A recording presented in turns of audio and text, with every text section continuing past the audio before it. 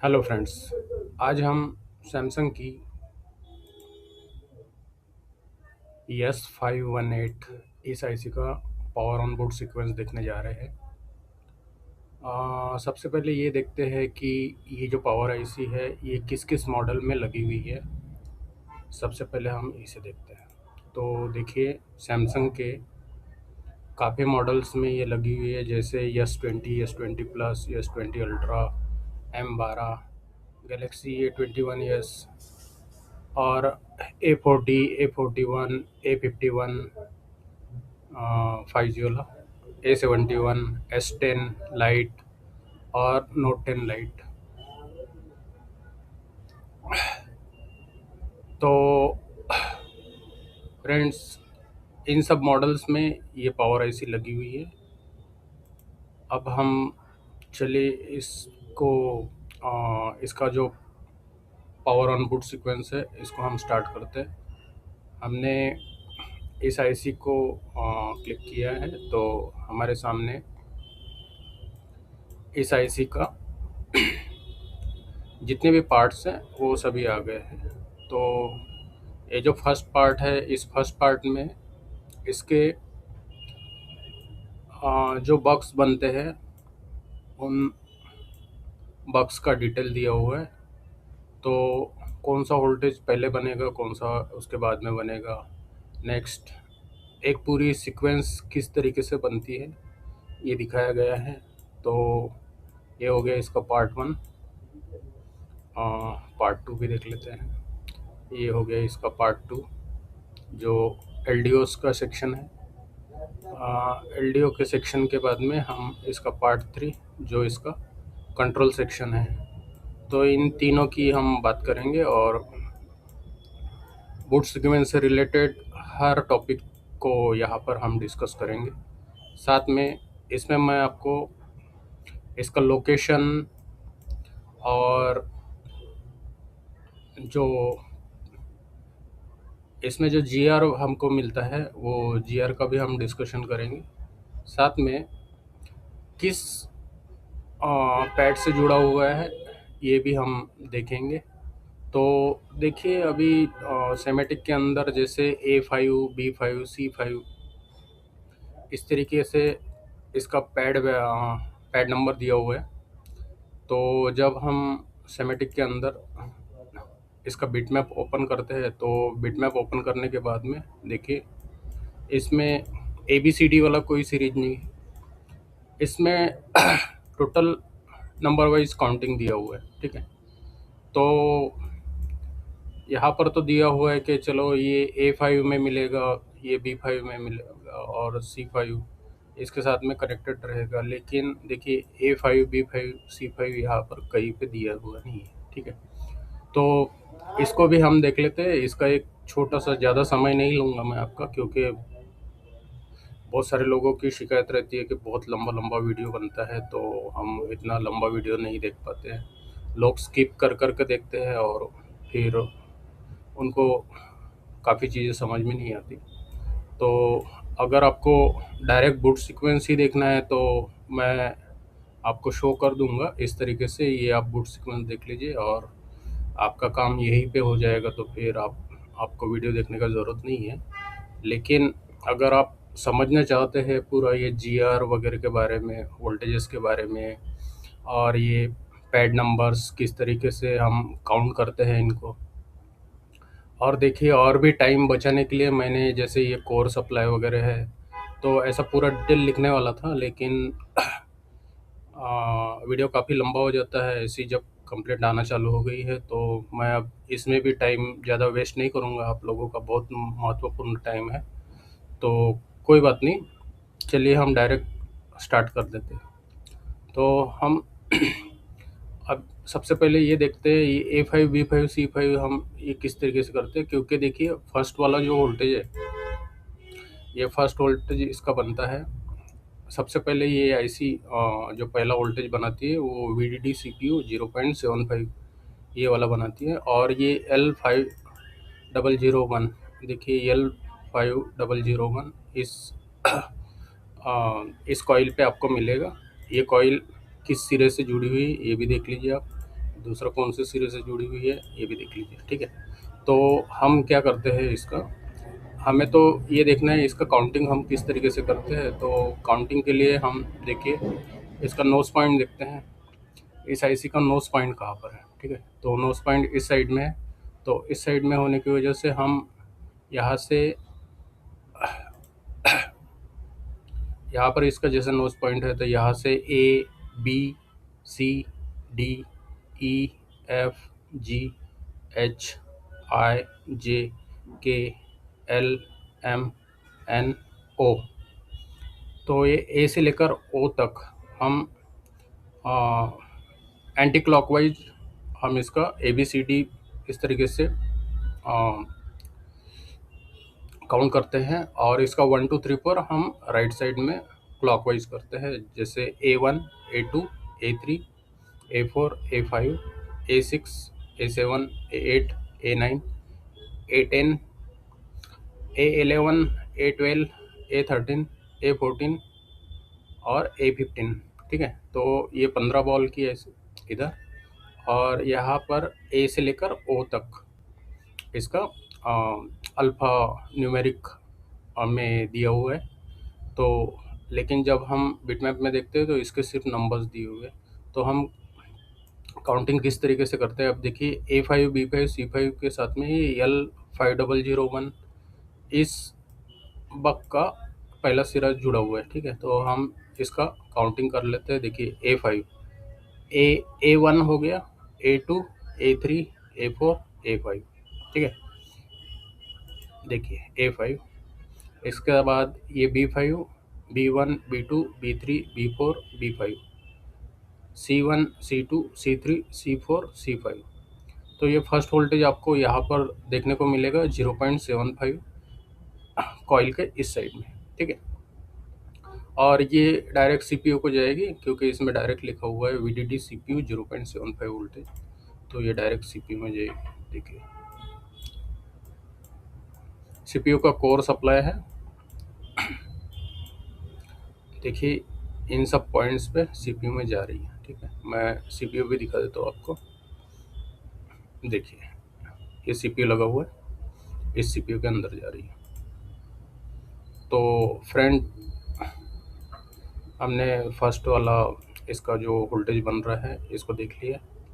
अब हम इसका फर्स्ट वोल्टेज के बारे में कुछ बात कर लेते हैं। देखिए ये जो फर्स्ट वोल्टेज बन रहा है सैमसंग 51S518 पावर बुट सीक्वेंस, पहला वोल्टेज जो बन रहा है VDD_CPU 0.75 A5 B5 C5 इसमें, और कितना वोल्टेज बनेगा 0.75 वोल्टेज। और इसका जो GR है, ये GR आपको रिवर्स में मिलेगा 250 से लेके 350 तक, और ये CPU का कोर सप्लाई है, ठीक है। तो कूल टेस्टिंग हम GR के लिए किस तरीके से करते हैं, तो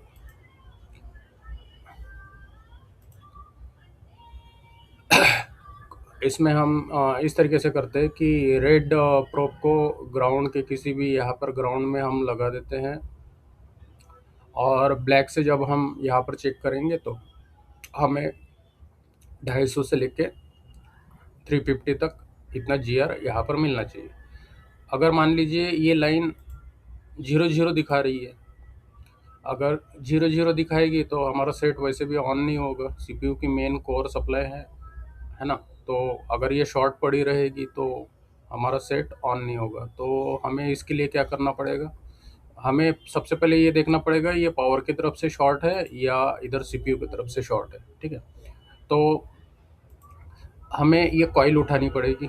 कॉइल को जब हम रिमूव कर लेंगे, रिमूव करने के बाद आप यहाँ पर GR चेक कर लीजिए, और इस साइड भी GR चेक कर लीजिए। अगर इस साइड 0 0 आ रहा है तो देखिए ऐसा भी हो सकता है आपके ये जो कैपेसिटर्स लगे हुए हैं, ये कैपेसिटर कैपेसिटर कैपेसिटर कैपेसिटर और भी जो कैपेसिटर है ये 4, ठीक है। टोटल 8 कैपेसिटर यहाँ पर लगे हुए। ये 8 कैपेसिटर में से भी कोई एक कैपेसिटर शॉर्ट हो सकता है। तो आपको फिर क्या करना पड़ेगा, यहाँ पर पर्टिकुलर इतना 0.75 वोल्टेज अप्लाई कर कर देखना पड़ेगा क्या ये इनमें से कोई कैपेसिटर शॉर्ट है क्या, ठीक है। अगर इन इन कैपेसिटर से कोई भी एक भी कैपेसिटर शॉर्ट नहीं है तो फिर आपको सीपीयू इसका उठाकर ये शॉर्टिंग रिमूव हो रही है क्या, इसको देखना पड़ेगा। ठीक है। और सीपीयू उठाने से अगर ये शॉर्टिंग रिमूव हो जा रही है तो फिर आपको सीपीयू रिवॉल्व करना पड़ेगा। ठीक है। तो फ्रेंड, हमने इनका देख लिए। कभी कभी ये लीकेज में भी कंडीशन हो सकता है। लीकेज में कंडीशन ऐसा रहेगा कि जब आप कूल टेस्ट करेंगे तो कूल टेस्ट करने के बाद रेड प्रोब यहाँ ग्राउंड में लगाएंगे, और ब्लैक प्रोब से जब आप यहाँ पर लगा कर देखेंगे तो 250 से 350 के बीच में जीआर आएगा। और जब आप पलटा कर, मतलब ब्लैक प्रोब को ग्राउंड करेंगे और रेड प्रोब जब यहाँ पर लगाएंगे तो अगर ये शॉर्ट की कंडीशन रहेगी तो आपको सेम 250 से 300 के बीच में ही जीआर आपको देखने को मिलेगा पलटाने पर भी। ठीक है। रिवर्स फॉरवर्ड दोनों तरफ अगर आपको 250 से 350 इस तरीके का अगर देखने को मिल रहा है तो आप समझ जाइए इसमें कोई शॉर्टिंग है। ठीक है। तो आपको, और उस समय आपका सेट भी जो है वो स्टार्ट नहीं होगा। तो आपको इस चीज़ का ध्यान रखना पड़ेगा।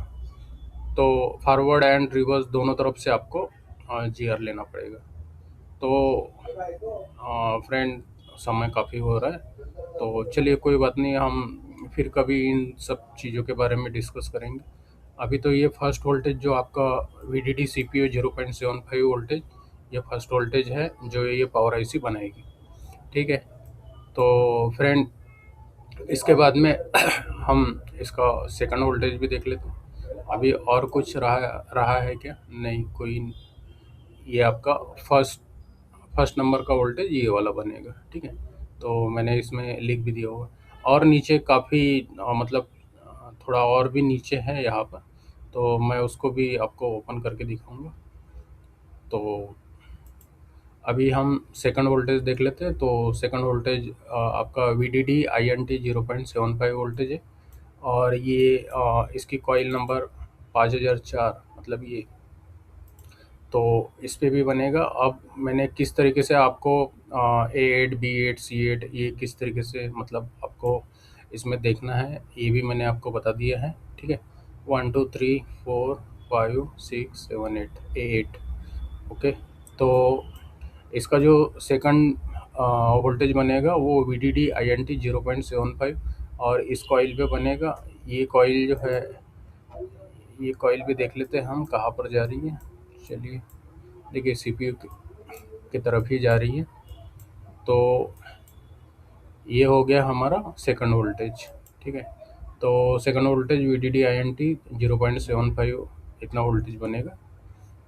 तो इसको भी देख लेते हैं। देखिए VDD INT 0.75 A8 B8 C8 और 0.75 वोल्टेज इसमें बनेगा। इसका जो रेजिस्टेंस जो जी आर मिलेगा वो आपको करीब 25 से 40 के बीच में। ये सीपीयू को लॉजिक सर्किट सप्लाई है। सीपीयू को जो लॉजिक सर्किट होती है उसके लिए ये सप्लाई दिया जाता है। ठीक है। VDD INT 0.75। तो चलिए, ये दूसरे नंबर का भी हमारा वोल्टेज हो गया है। यहाँ पर भी आपको मैंने फर्स्ट जब वोल्टेज हम ये कर रहे थे उस समय जो अ, जैसे ट्रिक बताया है वैसे ही आपको अप्लाई करना है ना। तो हम ज़्यादा समय तो दे नहीं सकते क्योंकि हमारे व्यूवर्स भी उतना ज़्यादा समय का वीडियो नहीं देखना चाहते, तो कोई बात नहीं, मैं एकदम शॉर्ट शॉर्ट में फिर इसको कोशिश कर रहा हूँ कि जितना कम समय में आपको बता सकूँ। और चलिए, अभी इसका हम तीसरा नंबर का वोल्टेज देख लेते हैं। तो बक 3 PMIC 0.75, और इसका जो एक किस कॉइल पे बनेगा तो देखिए L5005 इस पर बनेगा, और इसके B1 B2 B3 इस पैड पे बनेगा। B1 B2 B3। ठीक है। और इसका जो दूसरा जो सिरा लगा हुआ है, देखिए दूसरा सिरा ये भी CPU में ही जा रहा है। तो देखिए फ्रेंड, ये भी CPU में गया है। तो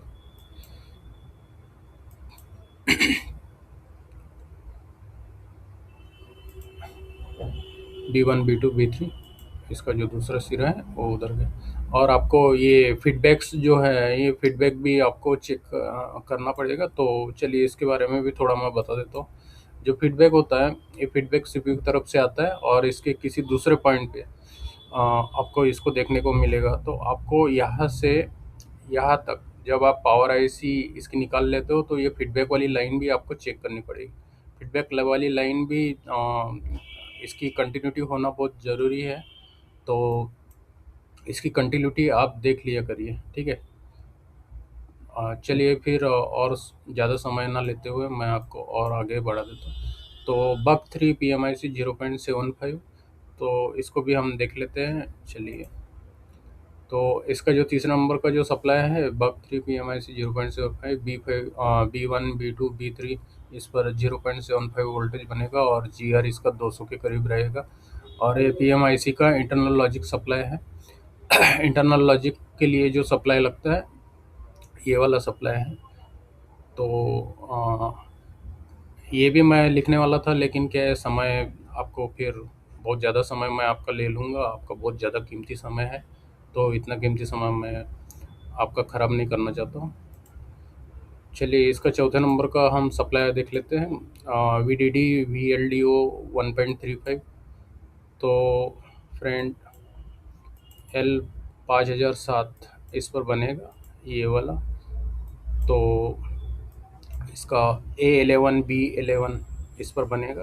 तो ये देख लीजिए आप, ये इसका हम जब काउंटिंग करते हैं तो A11 B11 यहाँ पर आएगा और यहाँ पर जो वोल्टेज बनेगा 1.35 वोल्टेज, ये आपको यहाँ पर चेक करना पड़ेगा।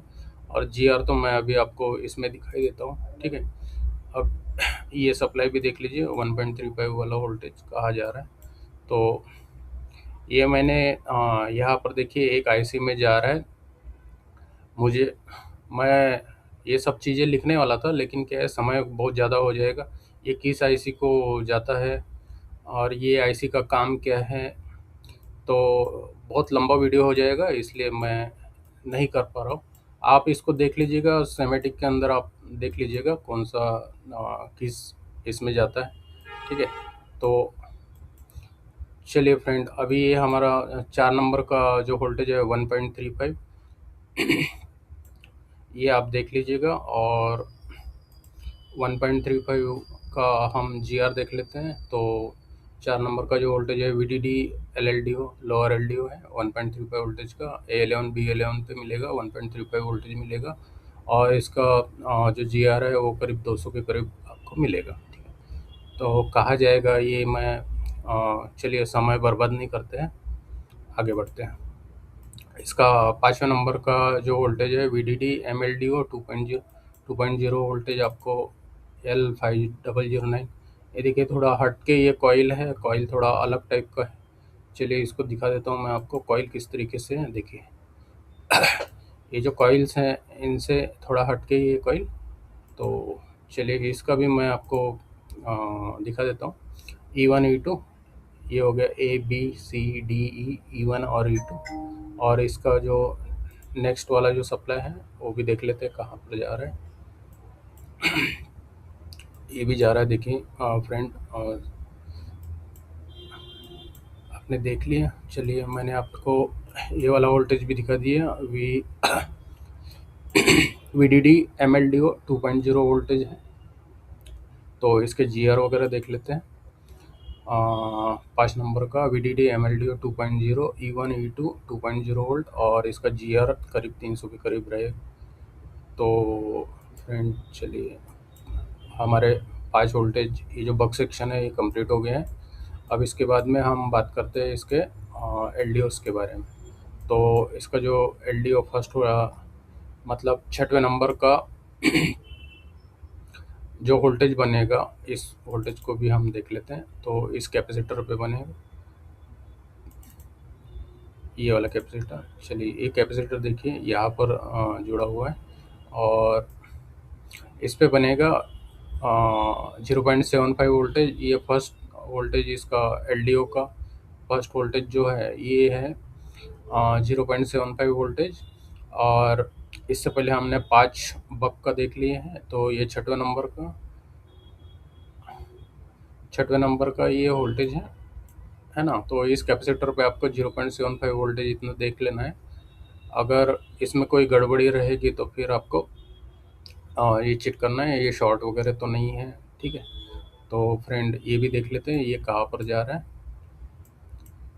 देखिए ये भी सीपीयू के अंदर जा रहा है। तो फ्रेंड ये हो गया हमारा छठवें नंबर का वोल्टेज। तो 6 नंबर का जो वोल्टेज है VLDO 1 PMIC 0.75 E15 इस बॉल पे है और 0.75 वोल्टेज, और इसका जो रेजिस्टेंस रहेगा ये GR जो रहेगा ये रहेगा 200 के करीब, ठीक है। तो 1 मिनट फ्रेंड, मैं कितना समय बचा है, 10 मिनट्स बाकी है। तो 10 मिनट्स में हम 2 LDOs को और देख लेते हैं। तो फ्रेंड चलिए हमने ये छठवें नंबर का देख लिया, अभी हम सातवें नंबर का देख लेते हैं। तो सातवें नंबर का कैपेसिटर यहाँ पर है। ये सातवें नंबर का जो वोल्टेज बनता है ये 1.8 वोल्टेज बनता है। तो 1.8 वोल्टेज आपको इस पॉइंट पे देखने को मिलेगा और इस कैपेसिटर पे देखने को मिलेगा, ठीक है। तो इसका जो बॉल नंबर भी आप देख लीजिए, इस बॉल पे आपको देखना है इसको, ठीक है। तो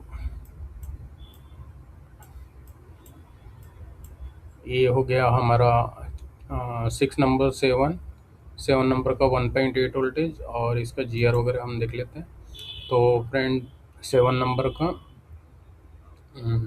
1.8 वोल्टेज, इसका जो GR है 100 से लेकर 150 तक रहेगा। तो 7 नंबर हमारे कंप्लीट हो गए। अभी हम 8वें नंबर को कर लेते हैं। तो ये 8वें नंबर का वोल्टेज हम देख लेते हैं, जो LDO का वोल्टेज है। तो ये 8वें नंबर का जो वोल्टेज है यहाँ इस कैपेसिटर पे हमको देखने को मिलेगा, और 0.85 वोल्टेज VLDO VLDO 3 _ PMIC 0.85 ये वोल्टेज हमें इस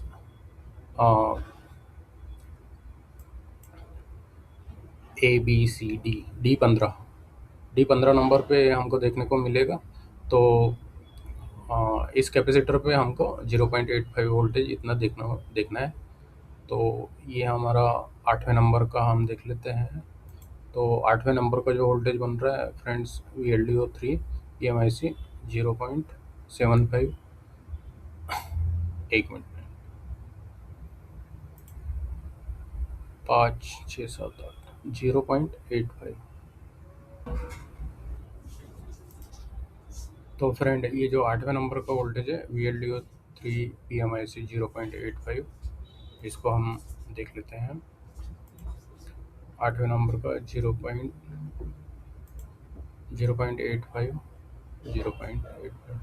VLDO PMIC 0.85 D15 0.85, और इसका जो GR हमको देखने को मिलेगा ये 200 से लेकर 250 तक हमको देखने को मिलेगा, ठीक।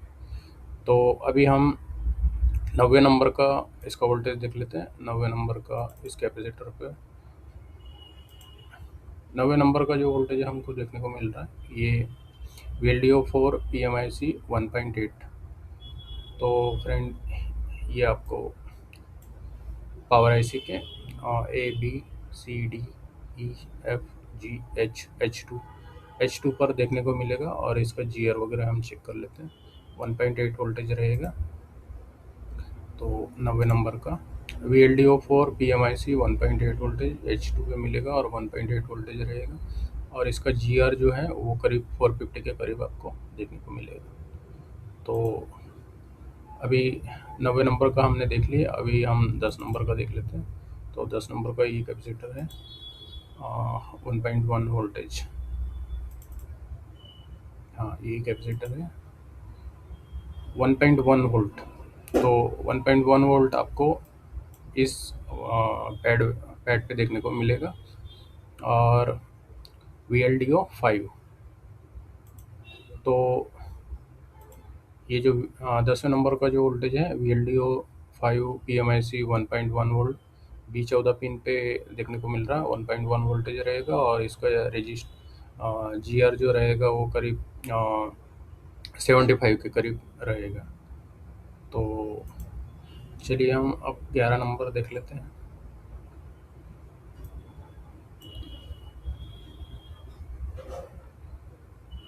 तो ये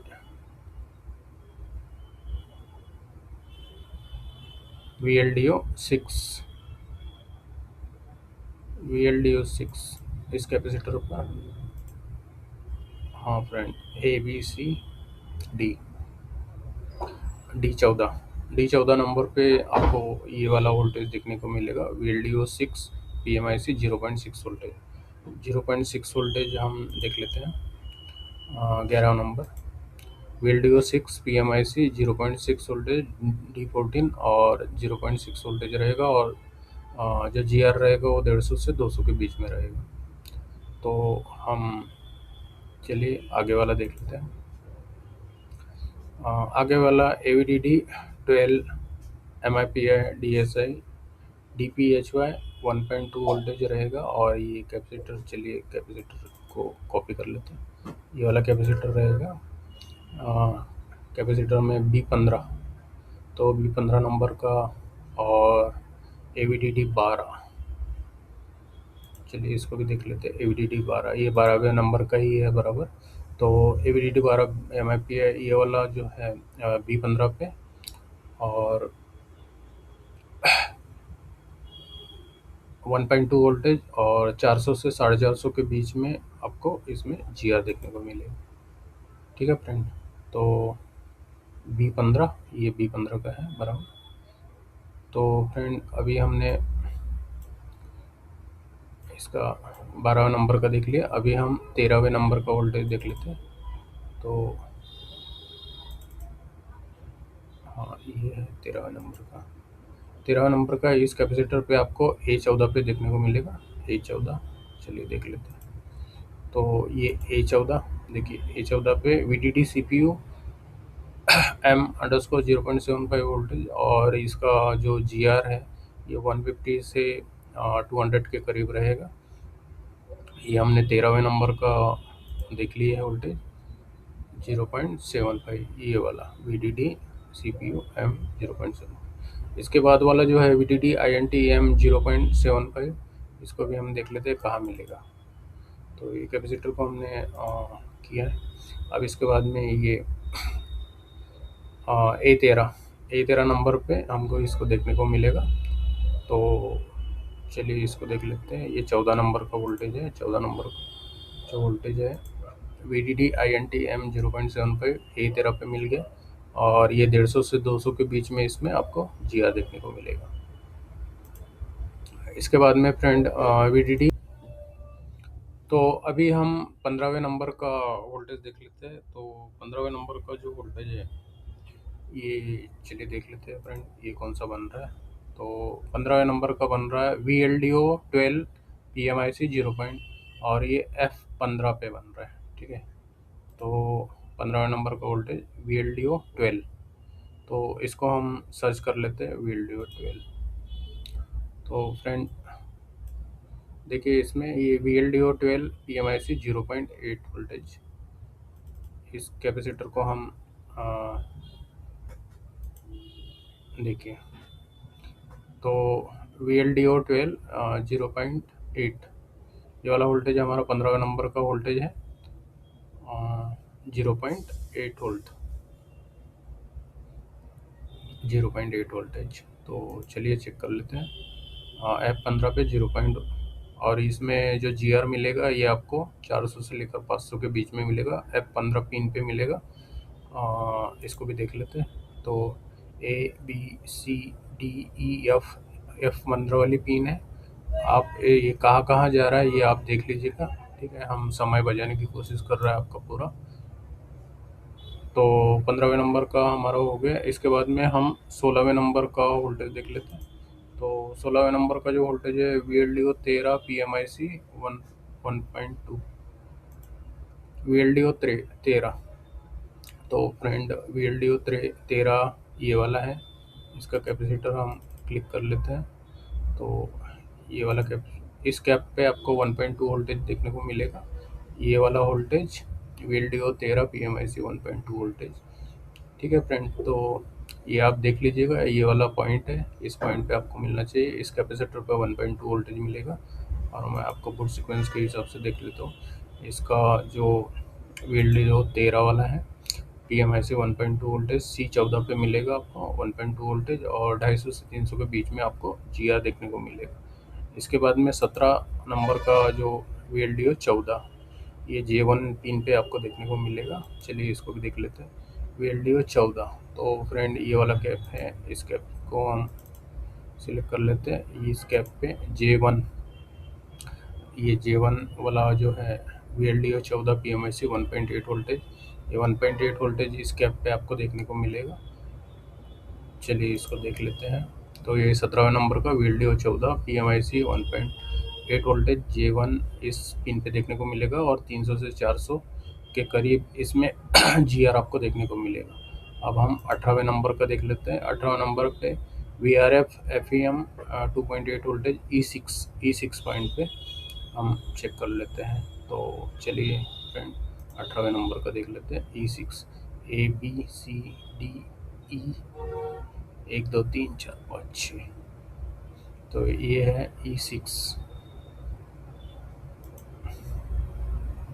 तो फ्रेंड आपने देख लिया, E6 वाला पॉइंट है ये, यहाँ पर इसका कैपेसिटर है। और इसका नाम भी हम देख लेते हैं, VRF FEM 2.8, VRF FEM 2.8 voltage. तो फ्रेंड इसको भी देख लेते हैं हम।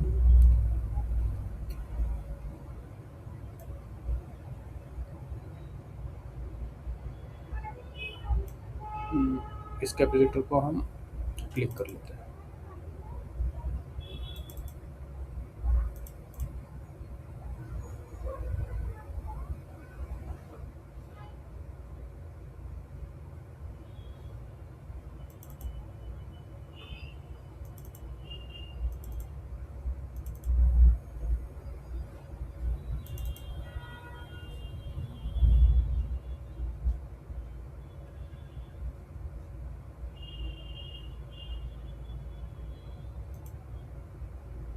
VRF FEM,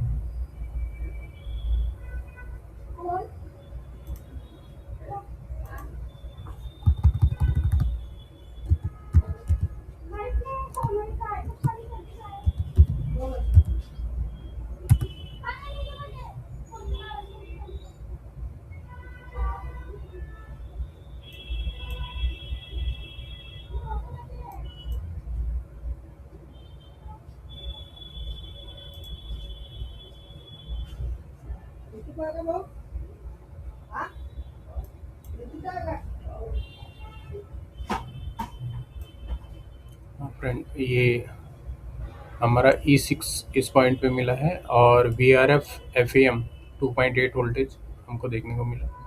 ठीक है फ्रेंड, तो इसको भी देख लेते हैं।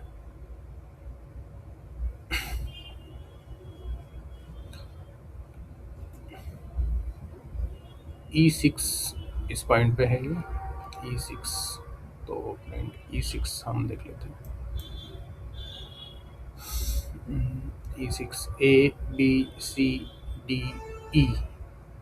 तो ये E1, E2, E3, E4, E5, E6। तो E6 इसी कैपेसिटर पे आपको देखने को मिलेगा। तो आपको यहाँ पर 2.8 वोल्टेज ये देखना है।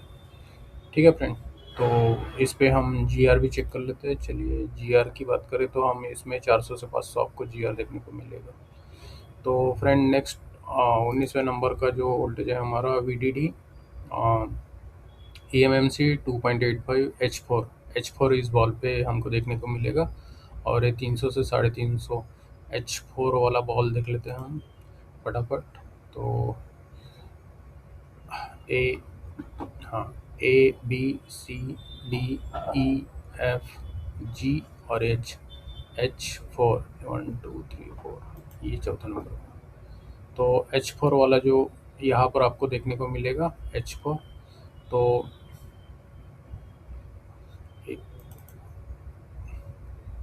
ये देखिए VDD EMMC, 2.85। तो हाँ, यहाँ पर था फ्रेंड ये VRF FEM, ये इस कैपेसिटर पे देखने को मिल जाएगा। चलिए ठीक है, VDD eMMC 2.85 और इसका जो कैपेसिटर का नंबर 5022, ये 5022। तो ये मिलेगा आपको H4 पे, ठीक है। तो H4 पे, और इसका GR वगैरह भी देख लेते हैं। हाँ हाँ, H4 पे 2.85 और 300 से 350 के बीच में आपको देखने को मिलेगा।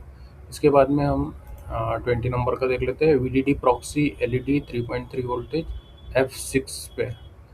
VDD proxy LED, VDD proxy LED, VDD proxy LED,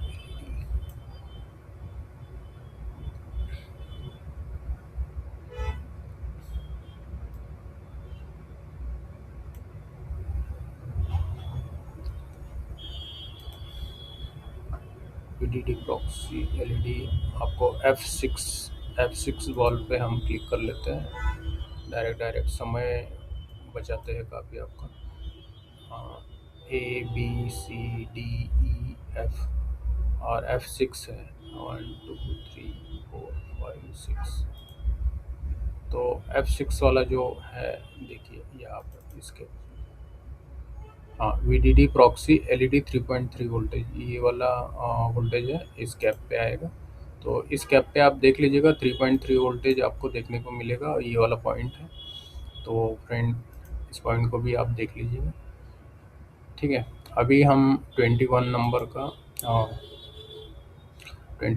का हम VDD सेंसर, एक मिनट फ्रेंड, कितना समय बचा हुआ है वो भी देख लेते हैं। हाँ, 21 मिनट है, तो चलिए कोई बात नहीं। VDD सेंसर 1.8 वोल्टेज, 1.8 वोल्टेज आपको मिलेगा इसमें। 21 नंबर का पिन J3, तो J3 पे हम चेक कर लेते हैं, और 1.8 वोल्टेज मिलेगा J3। तो फ्रेंड J3 भी इसमें देख लेते हैं, ABCDEFGHI J3, ये वाला। तो J3 का ये कैपेसिटर है, इस कैपेसिटर पे 5034। तो फ्रेंड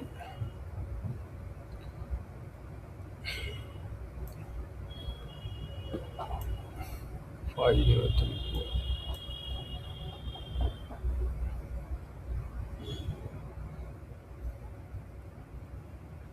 तो हम देख लेते हैं J3 वाला कहाँ पर हमको मिल रहा था। ये सेंसर का वोल्टेज है, VDD सेंसर J3 1.8 वोल्टेज, और 350 से लेकर आपको 400 का इस पे GR देखने को मिलेगा J3 पे, ठीक है फ्रेंड। तो हमने J3 वाला भी आपको दिखा दिया है। चलिए देख लेते हैं एक बार और। ABCDEFGHI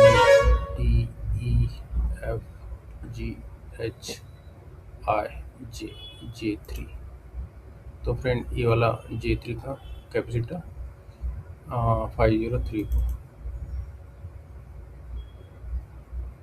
तो इस पे आप इस कैपेसिटर पे देख लीजिएगा, ठीक है।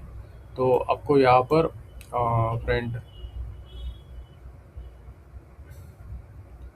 5034, यहाँ पर आपको जो वोल्टेज है 1.8 वोल्टेज, 1.8 वोल्टेज ये है ना, हाँ 1.8 वोल्टेज ये देखने को मिलेगा, VDD सेंसर के लिए है।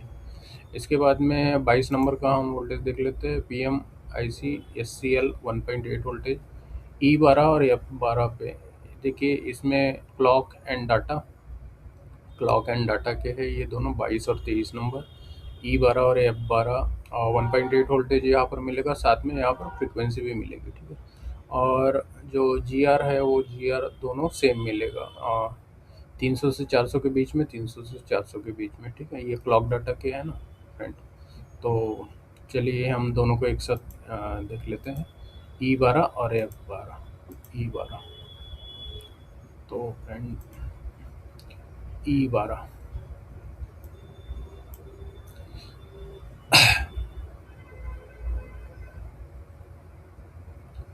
15 14 13 12, 12वें लाइन में रहेगा, और ए बी सी डी ई 12। चलिए ई 12 देखिए ये कहा जाता है।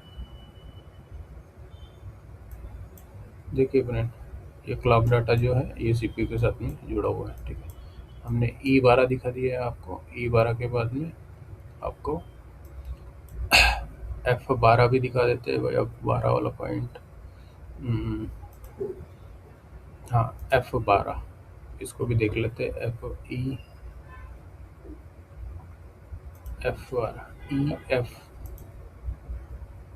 F12 ये भी देखिए, ये भी डायरेक्ट आपके यहाँ पर क्लॉक एंड डाटा दोनों जा रहे हैं।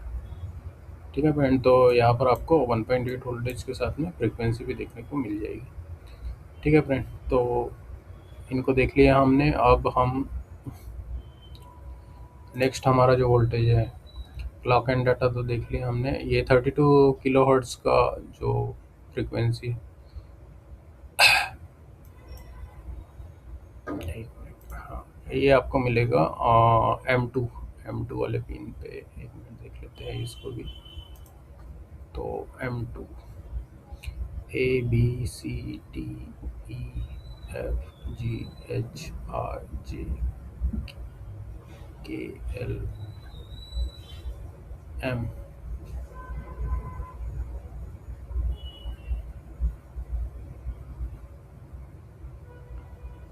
ABC, एक मिनट फ्रेंड, इसमें क्या गड़बड़ हुआ है। M2 क्लॉक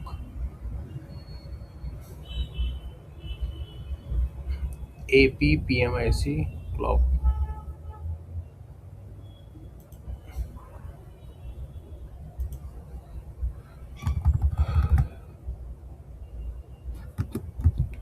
APPMIC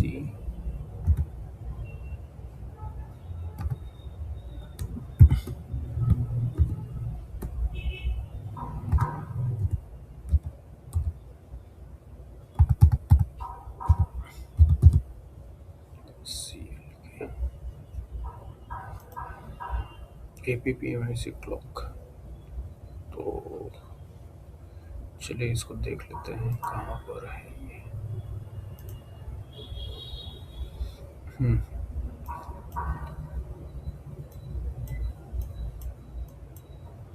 ये आ गया फ्रेंड।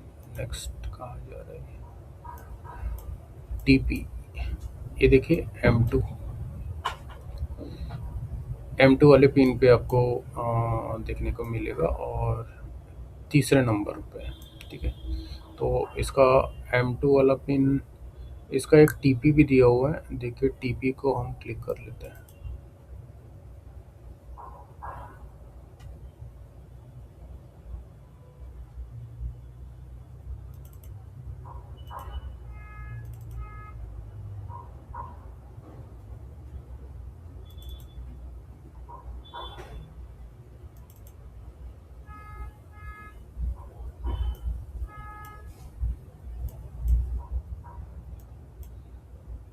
फ्रेंड ये TP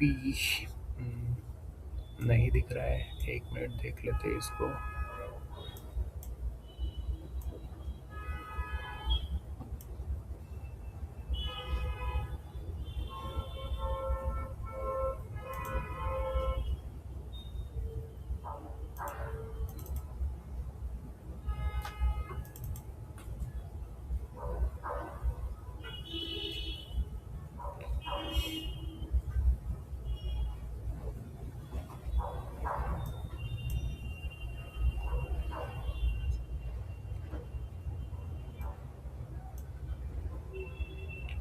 ABCDEFGHIJKLM M2।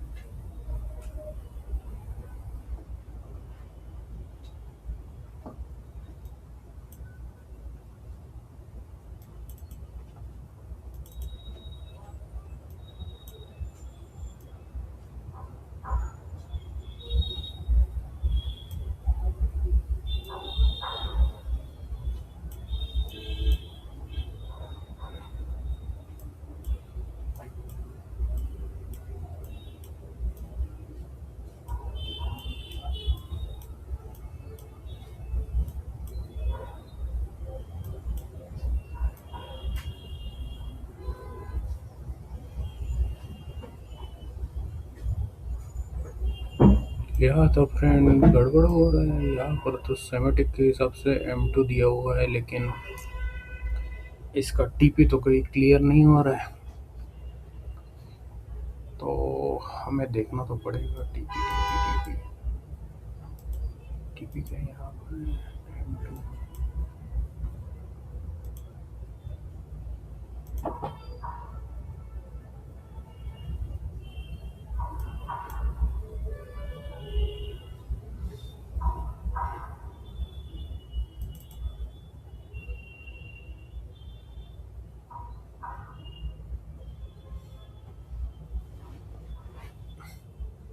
हम तो काउंटिंग भी बराबर कर रहे हैं।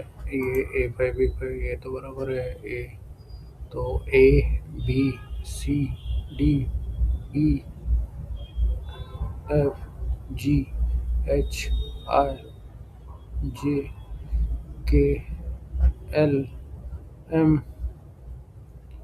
तो M2 तो आना चाहिए।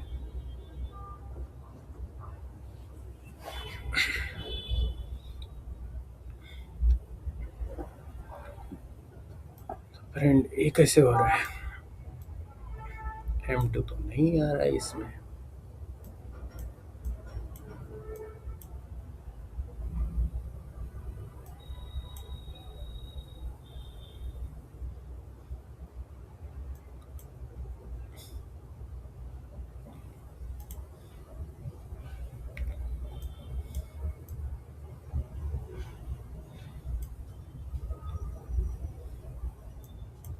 तो ये M4 में CPU के M4 पिन में गया हुआ है।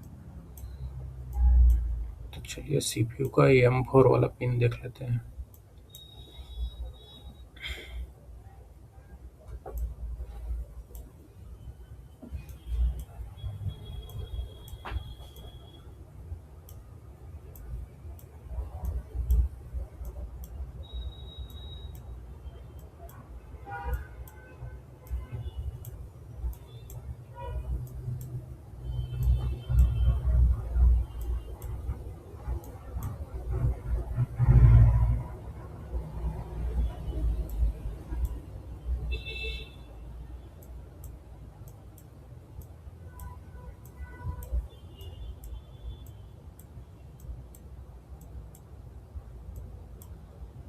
ये CPU का M4 पिन है।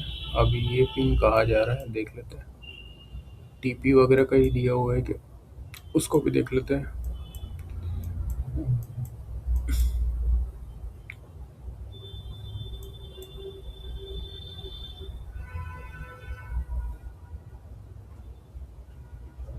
तो फ्रेंड वहाँ पे M2 की बजाय ABCDEFGHIJKL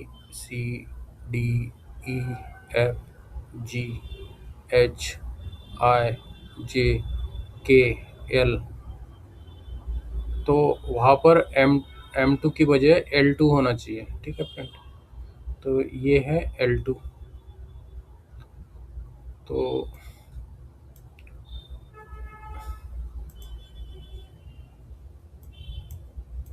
ये जो M2 है ना फ्रेंड, तो ये M2 की बजाय L2 होना चाहिए। ठीक है, तो यहाँ L2 को देखिए, यहाँ ये L2 यहाँ होना चाहिए था, M2 शायद यहाँ होना चाहिए था। ठीक है फ्रेंड, तो हम उसको L2 ही लिख लेते हैं। ठीक है, क्योंकि हमारे सामने तो दिख रहा है M2 पे, यहाँ पे तो ग्राउंड है। ठीक है फ्रेंड, तो हम यहाँ पर L2 करते हैं इसको। तो चलिए L2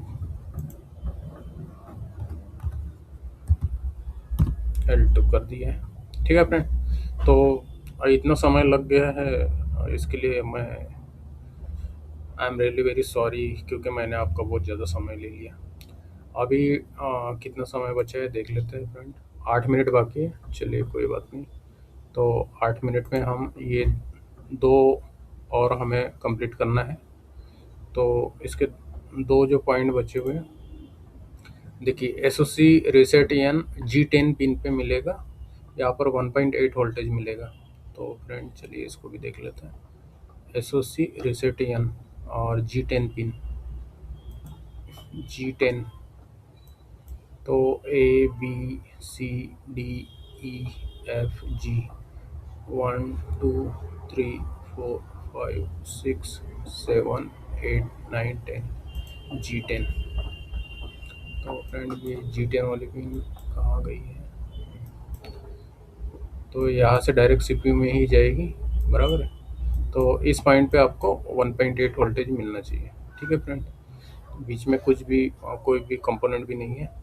और इसके बाद में ये वोल्टेज अगर 1.8 CPU को चला गया तो CPU उधर से पावर होल्ड करने के लिए एक वोल्टेज भेजेगा, उसको भी हम लास्ट वोल्टेज, जैसे SOC PS होल्ड इसका G9 पिन पे है, तो इसको भी देख लेते हैं। G9। तो फ्रेंड हम लास्ट वाला वोल्टेज इसका G9 ये वाले पिन पे देख लेते हैं। ये G9 पिन है, तो G9 पिन लास्ट में यहाँ पर आपको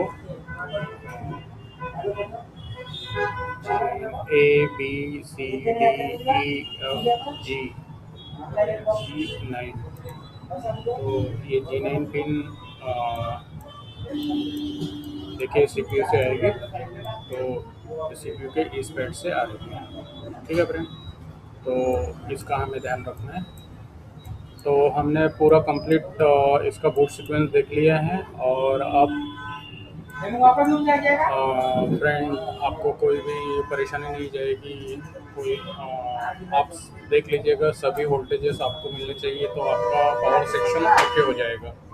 और जैसे ही ये पावर सेक्शन ओके हो जाएगा, तो अगर आपने CPU या CPU और eMMC निकाला हुआ है, तो फिर आप CPU इस पे इंस्टॉल करने के लिए रेडी हो जाएंगे, ठीक है फ्रेंड। एक बार पावर सेक्शन ओके हो गया, इसके बाद में आप CPU लगा सकते हैं। और जब तक आपका पावर सेक्शन ओके नहीं होगा, तो पावर सेक्शन की जो हमने लाइंस देखी है, इतने अगर लाइंस में कहीं पे शॉर्टिंग या लीकेज अगर होगा, तो अच्छे से हमारा जो बूट सीक्वेंस है वो कंप्लीट नहीं होगा, और मोबाइल भी चालू नहीं होगा, ऑन नहीं होगा या बूट नहीं होगा, ठीक है फ्रेंड। तो इतनी बातों को आपको ध्यान रखना है। अगर हमारा वीडियो आपको अच्छा लगा होगा तो एक लाइक दे दीजिए, और अगर अच्छा नहीं लगा है तो डिसलाइक कर दीजिए। तो फ्रेंड और भी जो बूट सीक्वेंसेस है, हम उन बूट सीक्वेंसेस को आपके सामने लाएंगे, और आपको अलग अलग, अभी तो और भी काफ़ी सारी बूट सीक्वेंसेस मैं इसी तरीके से शेयर करने जा रहा हूँ, क्योंकि पहले मैं जब शॉर्ट वीडियो बना के बूट सीक्वेंसेस डालता था, तो काफ़ी लोगों को वो मतलब समझ में नहीं आई। तो हो सकता है ये वीडियो देखने के बाद में उनको वो जो बूट सीक्वेंसेस मैंने डाली हुई है वो भी उनको समझ में आ जाएगी। तो फ्रेंड एक बार आप इस वीडियो को पूरा देखिएगा, और पूरा देखने के बाद में ही आपको हम किस तरीके से डायग्नोस करते हैं, किस तरीके से हमारा पावर सेक्शन ओके होता है, जिसके बाद में हमारा मोबाइल ऑन होने का पूरा चांस रहता है। अदरवाइज आप कितना भी CPU रिवॉल्व करते रहिए, तो CPU रिवॉल्व करने से ही आपका प्रॉब्लम नहीं बनेगा, जब तक आपका पावर सेक्शन ओके नहीं हो जाता है, ठीक है फ्रेंड। तो इस बात को आप ध्यान में रखिए। और चलिए हम नेक्स्ट और भी काफ़ी सारी MTK की गुड सीक्वेंसेस, फिर इसके बाद में Qualcomm की जितनी भी IC है, और SPD की पेट्रम वाली जितनी भी पावर ICs है, इन सब का गुड सीक्वेंसेस आपके सामने सेम तरीके से मैं लाऊंगा। तो